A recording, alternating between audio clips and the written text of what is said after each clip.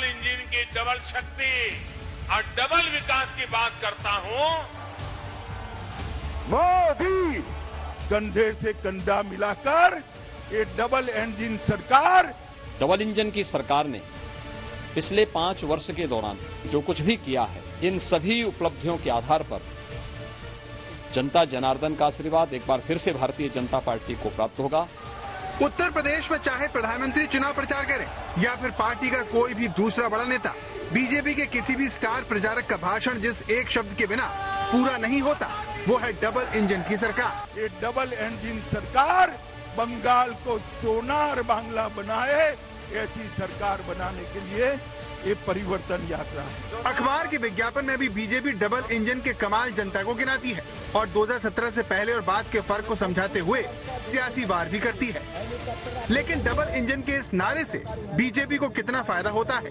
क्या केंद्र और राज्य में एक ही पार्टी की सरकार बनने से राज्य में विकास की रफ्तार दोगुनी हो जाती है?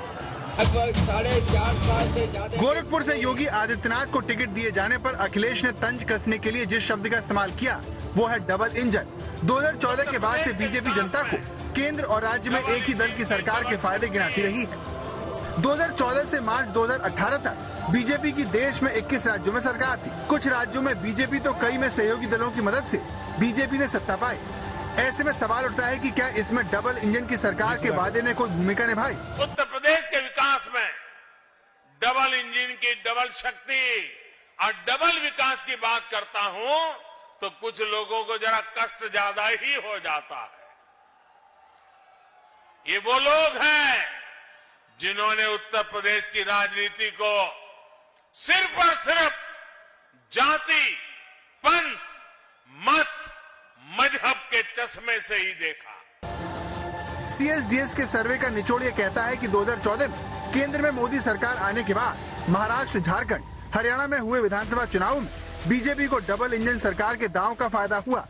लेकिन अगले ही साल 2015 में दिल्ली में जनता ने बीजेपी के डबल इंजन के नारे को नकार दिया। साल 2016 में असम में बीजेपी के लिए नारा काम कर गया, जहां पर वो चुनाव में चैलेंजर थी। लेकिन असम के साथ पश्चिम बंगाल, तमिलनाडु और केरल में हुए चुनाव में डबल इंजन के नारे के पक्ष में समर्थन के बावजूद बीजेपी राज्य में कमजोर होने की वजह से हार गई। 2018 में राजस्थान में डबल इंजन के नारे से अधिकतर लोग सहमत दिखे, लेकिन फिर भी कांग्रेस को जीत मिली। वहीं त्रिपुरा में बीजेपी इस नारे के साथ पहली बार सरकार बनाने में कामयाब हुई। 2020 में दिल्ली में डबल इंजन के प्रति सकारात्मक रुख होने के बावजूद अरविंद केजरीवाल को जीतने से बीजेपी रोक नहीं पाई। मगर अगले ही साल असम के चुनाव में डबल इंजन का नारा दोबारा जीत दिखाने में कामयाब रहा। इस तरह डबल इंजन की सरकार का नारा आकर्षक भले ही लगे, लेकिन आंकड़े बताते हैं कि अकेले ही ये नारा जीत की गारंटी नहीं हो सकता, क्योंकि राज्यों में जनता क्षेत्रीय मुद्दों पर प्रमुखता से वोटिंग करती है। आज तक ब्यूरो।